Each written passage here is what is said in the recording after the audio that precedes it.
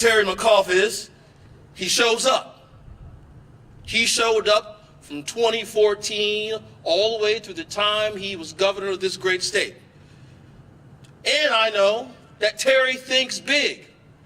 He also acts boldly as well. And that's exactly what we need right now in a moment of crisis here in the Commonwealth of Virginia. See, I know firsthand about Terry showing up, about Terry thinking big, about Terry being bold.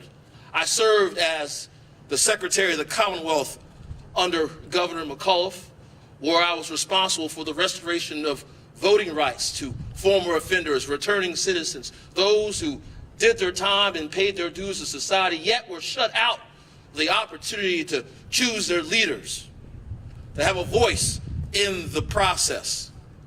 You know, Virginia was on that disgraceful list, disgraceful category of states in which if you committed a felony in the past, that you lost your right to vote, your voice, in perpetuity. And when Governor McAuliffe, when Terry became governor, he said, we will no longer be on that list. It was a bold idea in 2014, but for sure enough, at the end of his time as governor of this great state, he restored the rights of 173,000 former offenders in the Commonwealth of Virginia. The greatest reenfranchisement of voters in the United States of America.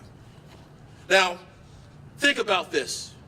Those voters, for generations, since the 1902 Constitution, lost the right to voice their opinions on their state leaders, on their local leaders, and even on referendums around public education.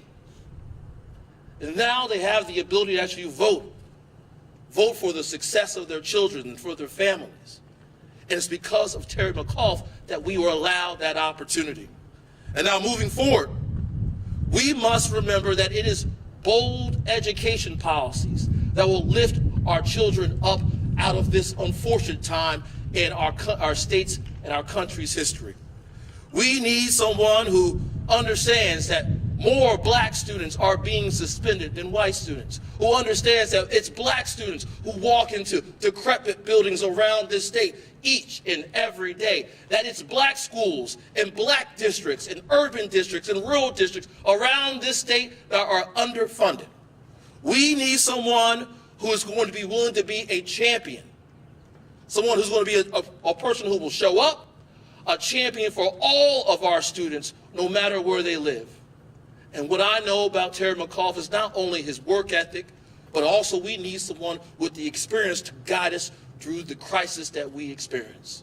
And not allow for any of us, no matter the color of your skin, no matter your gender, who you pray to, or who you choose to love, to live out their God-given talents in this great state. Ladies and gentlemen, today I stand in support of the former and the next governor of the Commonwealth of Virginia, Governor Terry McAuliffe. Ladies and gentlemen, we need a champion for all of us, someone who knows what to do with the time that he has, and he did so with a Republican legislature. And now imagine what we can do now as we recover from this global pandemic. It is time for leadership that is experienced. It's time for leadership that will show up. It is time for leadership that will think big. It is time for leadership that will be bold. It is time for us to get our state the leadership it deserves. It's time for Terry McAuliffe. And it's now my pleasure to introduce my friend, the first woman and the first black Virginian to serve as the majority leader of the House of Delegates, Delegate Charney O'Hara.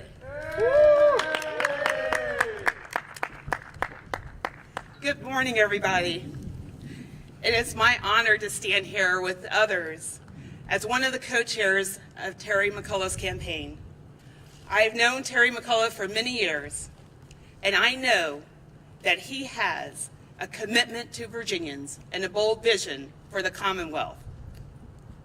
Terry wakes up every morning and doesn't ask himself, what he can do for himself, he asks, what can I do for Virginians to make their lives better, to have a positive impact?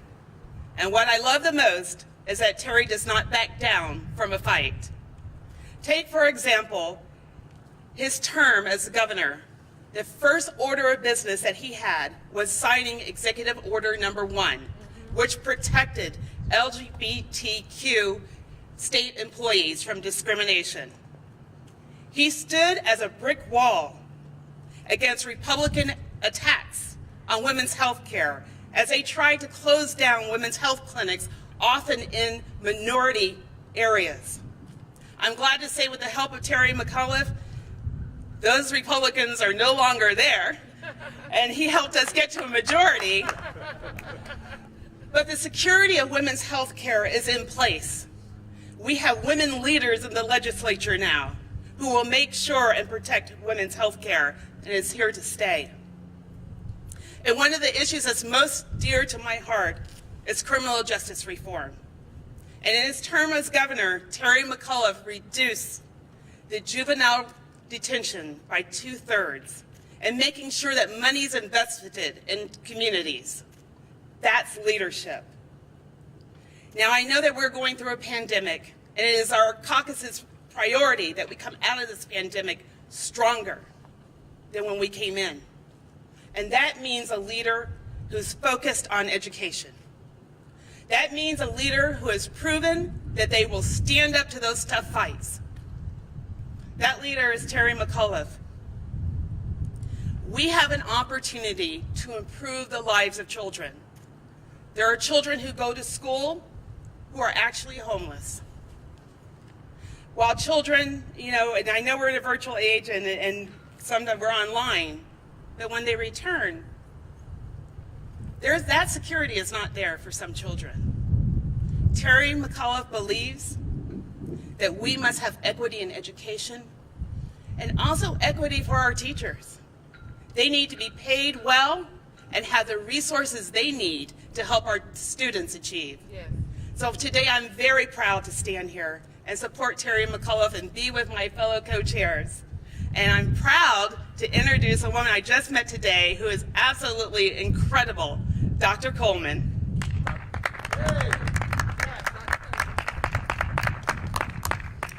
Thank you so much, Majority Leader Charniel Herring. Good morning, everyone. I am Dr. Melandra Coleman, and I teach government and history here in Richmond. I am so proud to be here today with Terry McAuliffe as he not only announces his campaign for governor, but outlines a bold and comprehensive plan to ensure that every Virginia child has access to an equitable, world-class education. It really speaks volumes that the first plan he releases on the same day he announces his candidacy for governor is to go big and bold on education.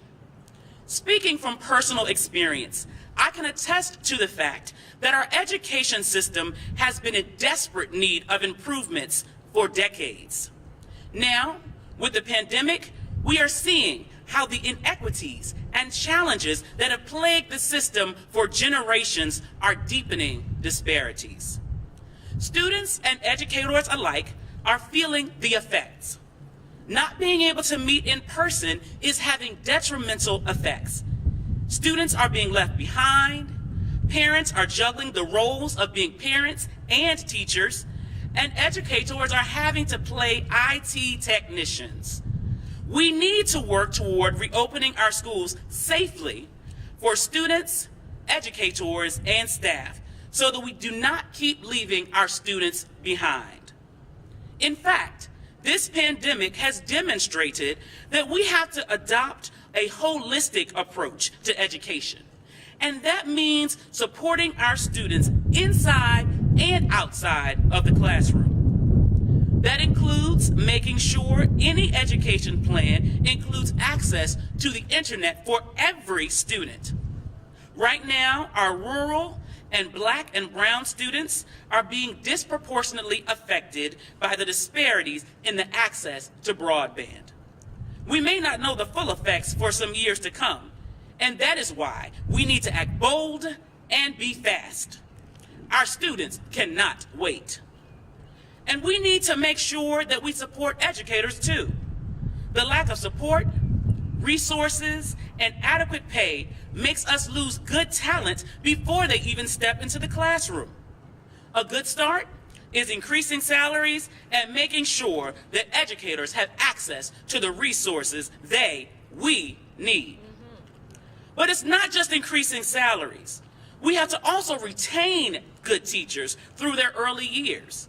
Mentorship programs are crucial in reducing turnover and helping good teachers be even better. And I am confident that with Terry McAuliffe, that he will include those elements in his plan. Terry sees the full picture because he listens and he gets things done. Today, I am not just excited about his plan, but the plan maker. Terry has the experience to be bold and go big. He is putting students, parents, and educators first from day one. And I know he will fight to make this happen. I couldn't be prouder to be here today supporting him, just as he has supported us all these years. I am ready to go big on education, and I know Terry is too.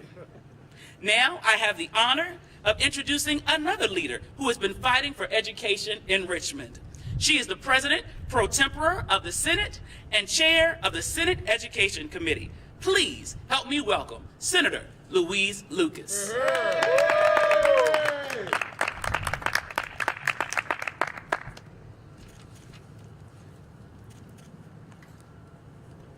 Thank you, Dr. Coleman. Good morning, everybody, and I just want to thank you all for coming out today. Today is a good day, and today is an exciting day for me.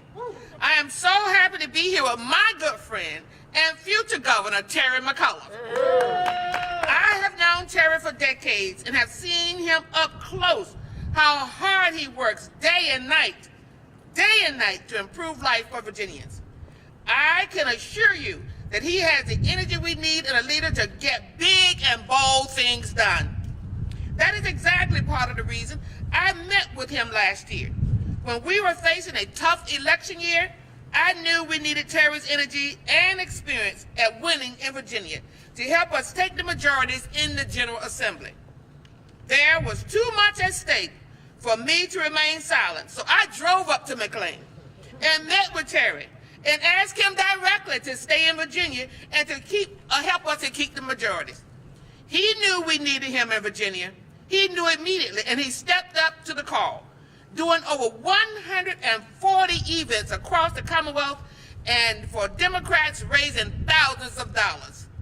Thanks to the work he did, we were successful, and that led to the most progressive, forward-focused General Assembly session ever. We were able to tackle big issues, huge issues affecting Virginians, like passing life-saving gun violence prevention bills, reforming our criminal justice system, and making it easier to vote. This is exactly who Terry is, a leader who is not afraid to take on tough fights so he can get real progress done. When he was governor, Terry fought the Republican-led legislature time and time again to make improvements to our education system. Even with their opposition, he was able to expand preschool, getting thousands of children access to quality early childhood education, and secured a record $1 billion in additional education funding. That was important progress, but Terry recognizes that we are in the fight to recover from this pandemic, and the goal is to not just to get back to where we were before, but with Terry, our next governor, and the Democratic legislature he helped elect, we can ensure that every child has access to an equitable, world-class education in Virginia. As the chair of the Senate Education Committee, this makes me so excited about our future. It is past time we eliminate the inequities that have plagued our education system for generations by taking bold and decisive action. And that is exactly what Terry will do. I was so happy when he called me to say he was going to run for governor because I know how desperately we need Terry. We need him to lift the black community from the crippling pandemic because he knows that it has hit the black communities and brown communities harder than anyone else. We need him to bring his energy and bold vision for Virginia to our post-COVID recovery. We need his experience and tested leadership. Tested leadership. Tested leadership. Without further ado, I would like to introduce to you the man who protected Virginians for 4 years and brought more than 200,000 jobs to our Commonwealth during the last recession. As President-elect Biden said, the former and future governor of Virginia, Terry McAuliffe. Good morning, everybody. Madam President, thank you. Thank you for your great leadership here, and literally thank you for our 30-year friendship. Dr. Coleman, thank you for what you have done for the children in the Commonwealth of Virginia, and we're only getting warmed up. I thank my great friend, our great new Majority Leader, Charnel Herring, who just made history as the first African-American woman House Majority Leader in Virginia history. I thank you for being here and agreeing to co-chair the campaign. And to my great friend, Mayor Stoney, it's great to be back in Richmond, one of the greatest cities in America, and I do congratulations on your re-elect. And more importantly, thank you for what you do here in this city. You have been a magnificent mayor, and I thank you for that. Folks, I think you all know that this year has not been an easy one on so many folks. Virginians in every single corner of the Commonwealth have really faced unprecedented challenges. Students and teachers and parents are trying to juggle remote learning and getting our children safely back to school. Frontline workers are putting themselves and their families on the line to care for those most in need here in Virginia. Families are in danger of missing rent or mortgage payments or worried about just putting food on the table. But this year has also shown us the best of who Virginians are and who we can be. Virginians like Sally Eisner, a nurse up in Northern Virginia who came out of retirement to care for patients again and to help our overloaded hospitals deal with COVID. We've stepped up to the plate. We've been bold. We have taken actions that will move our Commonwealth forward. This pandemic has given us big, tremendous challenges. But folks, it's also given us a big opportunity. And it's up to us to make it count. I am running for governor again to think big and to be bold and to take the Commonwealth of Virginia to the next level and to lift up all Virginians. Over the next few months, I will be releasing several plans on how to build a stronger and fair post-COVID economy by continuing the fight for civil rights and voting rights, attracting businesses and creating the best jobs and the raised wages, ensuring that all Virginians have access to affordable health care, and building a clean energy economy to address climate change. And we do need to address the issues of affordable housing that is affecting so many of our communities. But today, I'm proud to launch my campaign on the plan that I think is most important to every Virginian, and that is education. To build a strong post-COVID economy, the best workforce in the world, and to create a clear path for the middle class, we need to make an unprecedented investment in education. The time is now to ensure a world-class education for every single Virginia child. Our future and our children cannot wait. That's why we're here today in Richmond. We're here for our children's future. And I could not be more proud to be back at marvelous Miles Jones Elementary School, as been mentioned by the mayor. I was fortunate to visit here with the students and the staff, as well as Principal Sonia Shaw, to celebrate their Breakfast After the Bell program, which provides nutritious meals for every single child to help them get the quality education that they deserve. Because kids are hungry to learn, but they can't learn if they're just plain hungry. And that's why when I was governor, I increased funding for school nutrition programs. And I want to thank my wife and the former First Lady, Dorothy McAuliffe, who led the effort to ensure and get 13 million more meals served every year here in the Commonwealth of Virginia. We need that kind of big thinking and bold action now more than ever. If this pandemic has told us anything, we cannot tinker around the edges. we cannot put Virginians through another storm. The old Richmond approach just doesn't work anymore. Folks, it is time for a new Virginia way. And I know that old way of thinking because I fought against it constantly as governor. Yes, you did. Time and time again, oh, governor, we can't do this, or we can't do that, that's too big, that's not how we do it here. Well, I showed them then how wrong that they actually were, and I'm here today to tell you we're going to do it again. When I was governor, the Republican legislature told me that I could not reverse a racist Jim Crow law that had disenfranchised hundreds of thousands of Virginians. Guess what? They even sued me for contempt of court to try and stop me. But let me tell you this, folks, that small ball thinking is never going to stop me from fighting for bold progress, for civil rights, or any other issue. I went bigger than any governor in the history of the United States of America, and I am proud that now 200,000 Virginians have their rights back to vote. I think of Virginians like Calvin Manners, who is a U.S. Army veteran who actually served in Desert Storm. The old way of thinking kept Calvin from being able to participate in the very democracy that he was fighting for overseas. This pandemic is a turning point in our lives, and our goal can't be just to go back to where we were before. We need to think big and act bold to take Virginia to the next level. And the one thing that has the opportunity to lift up all Virginians is education. Yes, yes.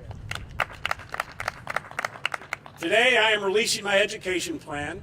We need to finally tackle inequities in education and build the nation's best workforce for the nation's great job creators that I constantly try to recruit to come here to Virginia. And I am proud to announce that we are going to make the biggest, boldest investment in education in Virginia history. Yes. With a $2 billion a year investment, I'm going to dramatically increase teacher pay. We are going to ensure that every single student in Virginia is online. We are going to ensure that and expand that every 3- and 4-year-old child at risk here in Virginia gets preschool education, and finally address the inequities that we have in our schools. Like clockwork, the old way of thinking has reared its head again. The first response from some Republicans and even a couple Democrats, oh, Governor, we can't do it, we can't afford it, it's too big. Well, guess what? We're going to prove them wrong once again. Because the one thing we cannot afford to do is to keep black and brown and rural children from being able to access what they need to get a quality education. We need to make sure that every child is prepared for the 21st century jobs. Virginians are desperately ready for this. Virginians like Eric Branch, whose voting rights I restored as governor. I recently talked to Eric, and he told me that he is using his new voting rights to vote for his grandchildren's future and to make sure that they get a quality, world-class education. Folks, we cannot let Eric's grandkids down because we're stuck in the small ideas of the past. They deserve better. They deserve a new Virginia way. As you know, when I was governor, we expanded preschool and got thousands of children access to quality early childhood education, despite roadblocks that I had from the Republicans and the incrementalist crowd. We made progress then, and we're going to do it again now to make sure that every 3- and 4-year-old Virginia child in need gets access to preschool. Even before this pandemic, too many of our students were not online. Just ask educators like Crystal DeLong in Bedford. Crystal has to worry whether her students at Liberty High School have access to working internet so they can complete their coursework and not fall behind. That's wrong, and I'm making a commitment here today that we are going to get every single Virginia student online. And we're going to make sure, folks, this is so important, Dr. Coleman knows better than anyone, that we are going to make sure that we are going to have the best teachers in the nation here in the Commonwealth of Virginia. Did you know that Virginia ranks 50th out of 50 states with teacher pay compared to average pay? We are dead last in America.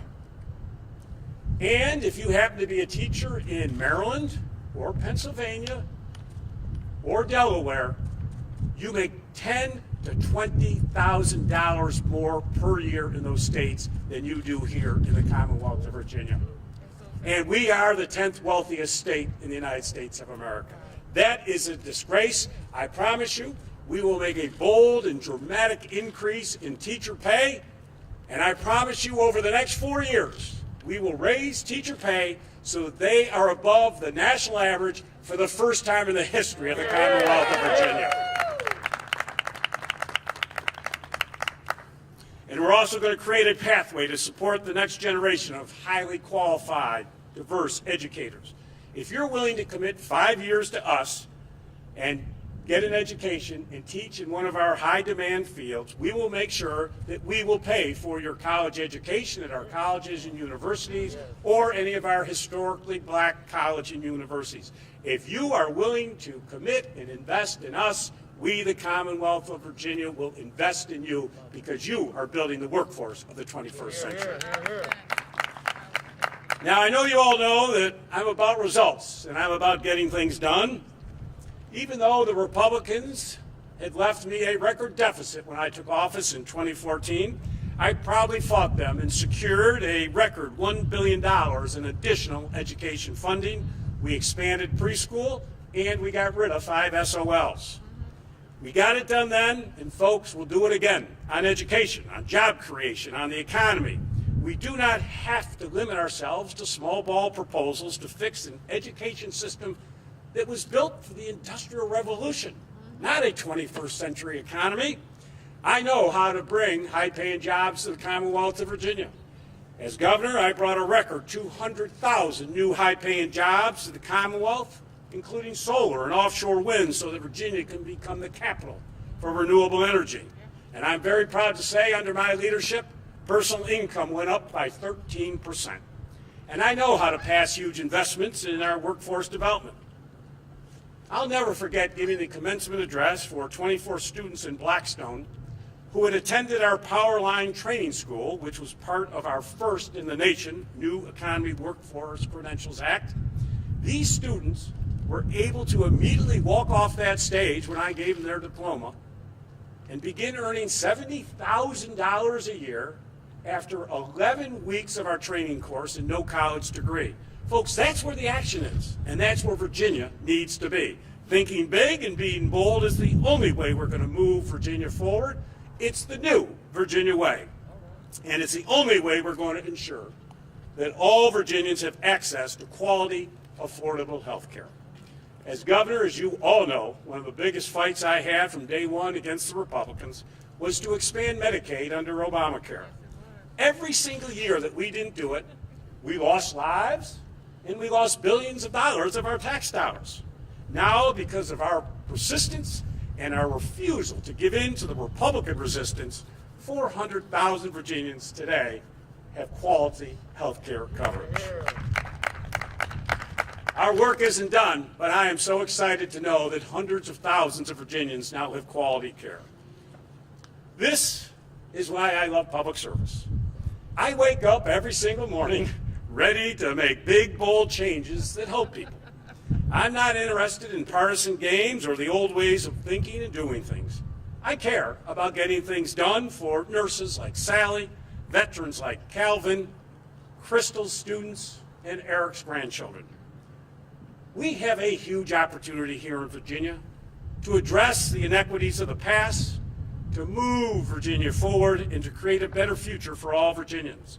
But it's going to take big, bold, proven leadership to get it done. I'm ready. Let's go, Virginia. Let's go. Let's go. All right.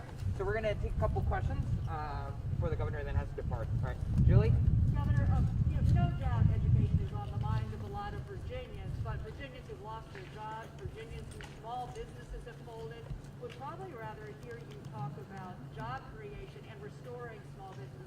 out of the box? Why start with education and not talk about jobs? Yeah, it's a good question. And as you know, when I ran last time, it was all about building a new Virginia economy, creating new jobs, economic, and I'm very proud. Over our term, 200,000 new jobs. We made Virginia the #1 state for data, for cyber, for unmanned systems. I was able to recruit, as I say, 1,100 companies to grow here in the Commonwealth of Virginia. I wrote the bid for Amazon. I went out to California, recruited Nestle Corporation to move here to Virginia. Why? Because we had a great education system. And we can't grow and build that new economy, the post-COVID economy, unless we have the best education in the system. And we cannot be successful. We are going to lose teachers. If we don't pay our teachers, and you can go to Maryland and get $20,000 more, or you can go to Pennsylvania, or you can go up to Delaware, and you can get $20,000 more than we pay our teachers here, that is a disgrace. I'm going to end that. So we have to start with education so that we can give our job creators the skilled workforce they need to be successful. I know, because I did this. I talked to the Amazon folks. That investment came to Virginia because they knew we had built an educated workforce for the 21st century. And that's why I'm starting with education today. And with that, we can grow our economy. All right, Mel. Hi, good morning. You're joining a primary field that includes 3 people of color, including 2 women. What do you say to people who would argue that your talent, influence, and fundraising power would be better served supporting one of those candidates? I'm running on a big agenda of thinking big and being bold.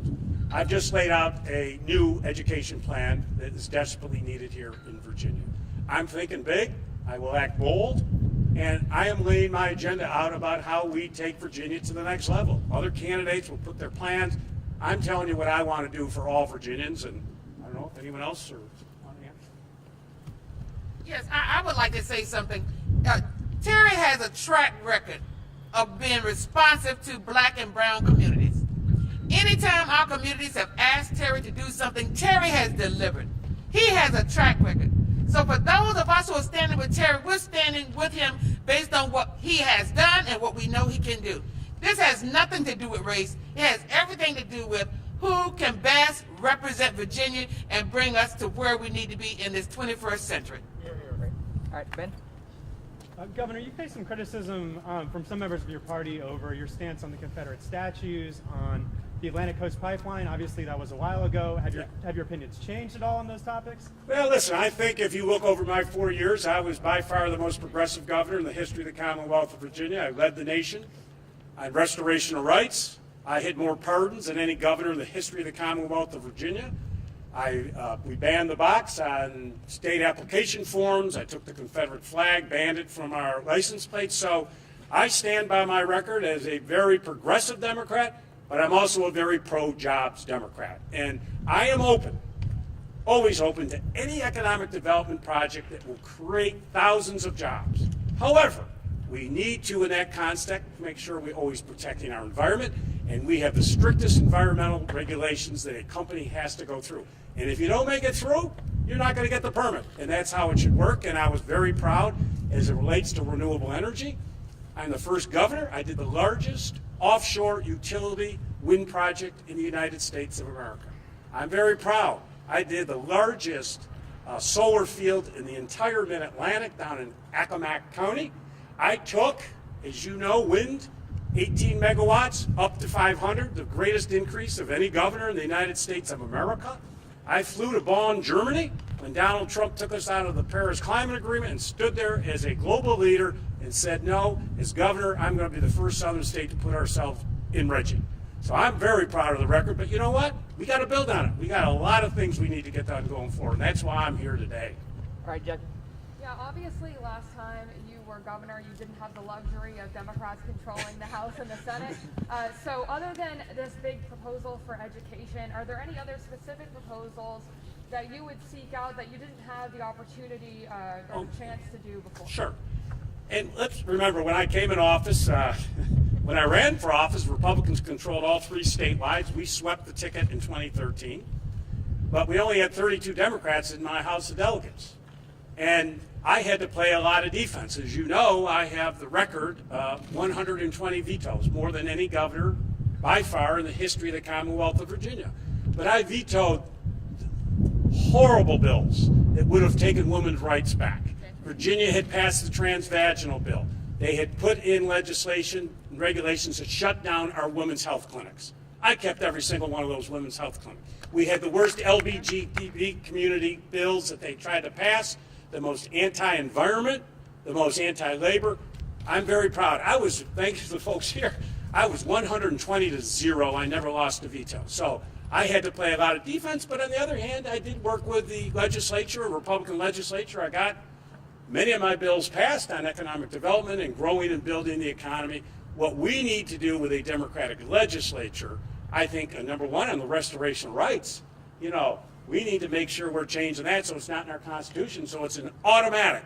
Once you, like other states in this country, it is automatic. I would lean on that. I still think we need to do a lot of work on criminal justice reform.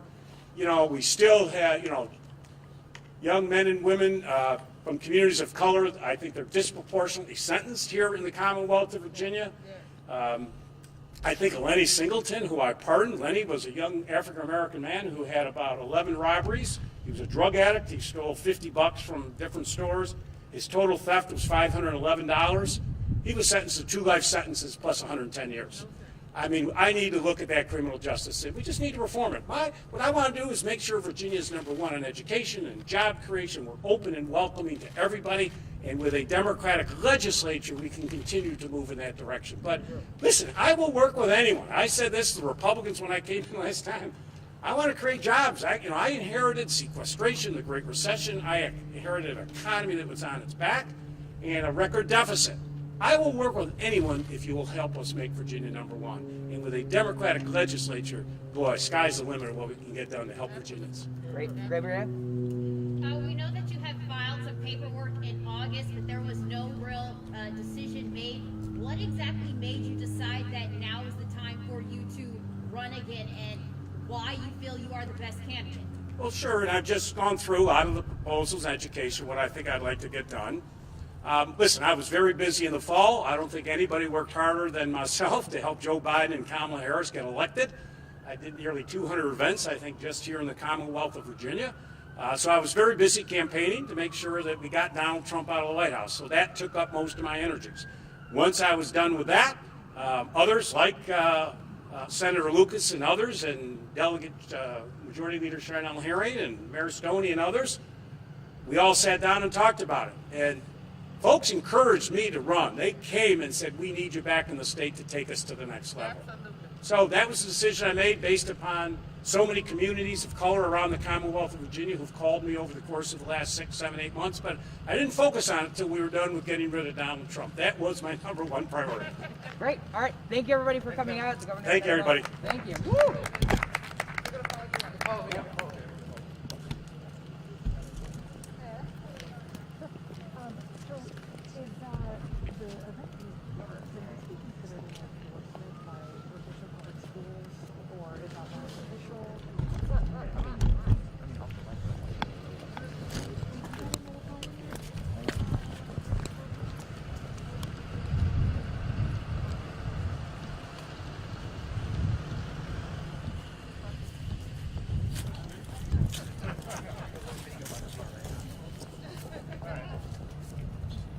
Great job, Ian.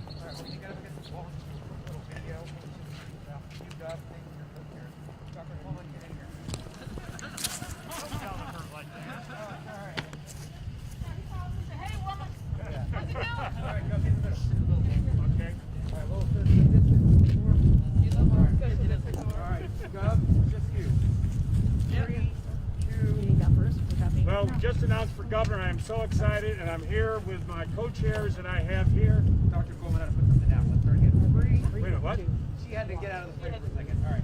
3, 2, Chair go. McAuliffe, launching a Thank bid you. to win I'm here. I his just old announced for job governor back. again. I am A so rare excited. feat in I'm Virginia joined here by political all the history. co-chairs Thank you. on my campaign. We have the great mayor of Richmond, LeVar Stoney.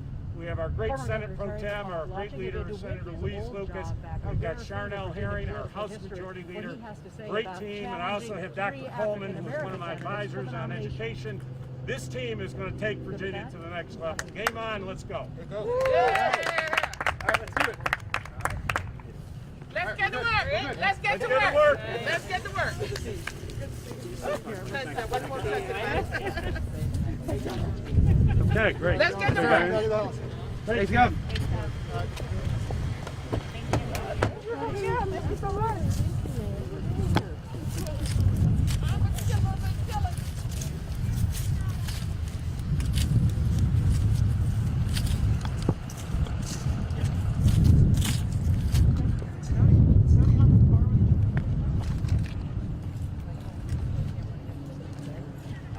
I think we ran like a VO for her, so I don't have to